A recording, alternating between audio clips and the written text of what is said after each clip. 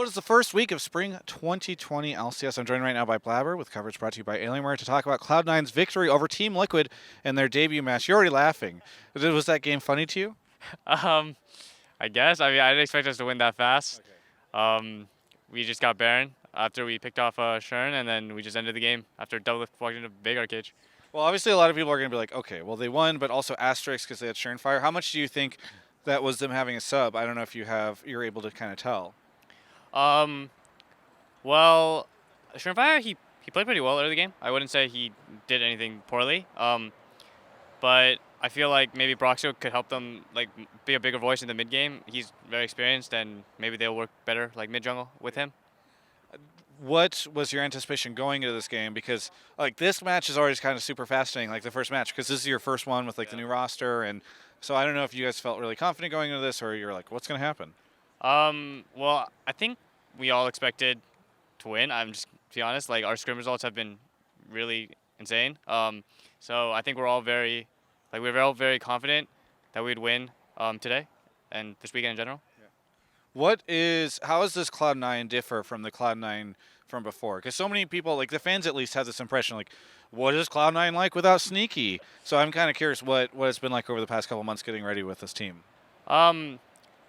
It's a bit hard to tell right now just because we haven't played very many games on stage. But Zven joining, he's a lot more serious when it comes to just when we're playing. Like, not compared to Sneaky, just compared to anyone I've worked with in general. He's just very serious about how we want to prep before a game, or like even before in champ select during scrims, we need to have preparation. And I don't really know what our team identity is right now, but I feel like the way that we win most of our games are through mid jungle, me and Niski, and I think we work really well together right now. Are comms way different in game? Not really. I mean, at least most of the teams I play on, I'm always just yelling early game about what to do, so that hasn't changed for me. And then mid game wise, Licorice is a pretty big voice about what we do, and usually Zven talks a lot too, and then me and Vulcan try to coordinate together. You had a reputation last year of being this like crazy jungler that like the whole team had to pull back and you just like run off and pick random fights. Do you think that's still your playstyle, or have you simmered down or become more patient over time? I still play like that a bit, but it's been something I've been trying to improve on for sure. I think my early game is really strong, and sometimes I kill myself during mid game, which hurts. I mean, hurts the team obviously. So dying usually does. That's not normally something that helps the team. Yeah. So I've been trying to work on it. Reaper's been helping me with that. He tells me I need like a survival plan for when I make plays. I need to like think about how I'm gonna. Like, what's your exit strategy? Yeah, what's my exit strategy? Yeah. Not just I'm gonna kill him and then I die, because then it's just a 1-for-1 at best. Yeah. Well, what do you think of the start of LCS being here again, being in the arena, being in the 2020 season, I guess? I'm super excited to just be playing LCS. It's my first split actually starting, so I hope I'll be able to play the full split, and then hope we can bring us a win. Did you have any nerves? Not really. I think I played a decent amount of LCS, and I mean I played at Worlds too, so I haven't been feeling too nervous going to my games. By the way, I don't know if you care about this at all, but I wanted to compliment your jersey, because I actually feel like there's a ton of conversation about jerseys this season.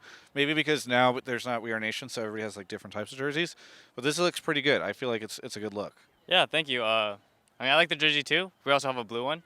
Oh, yeah. I think our Cisco team was wearing it at the recent tournament, but I'm really excited for, I guess, the new C9. Yeah. Well, I'm excited for it too. Anything you want to say to any of the fans out there? We're going to win the split and the next split.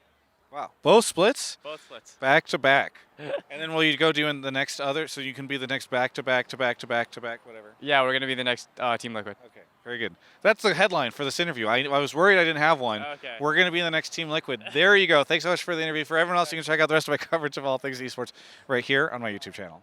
Thanks so much for watching that interview. It's so good to be back at the LCS, and I'm really happy to be making content for all of you guys again.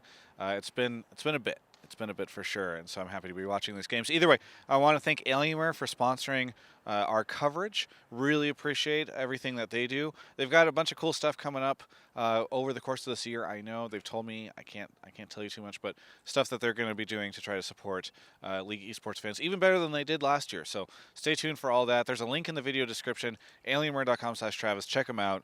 That really helps me out. And be sure to subscribe to the channel because we're trying to get to 200K soon. So hopefully that ends up happening soon.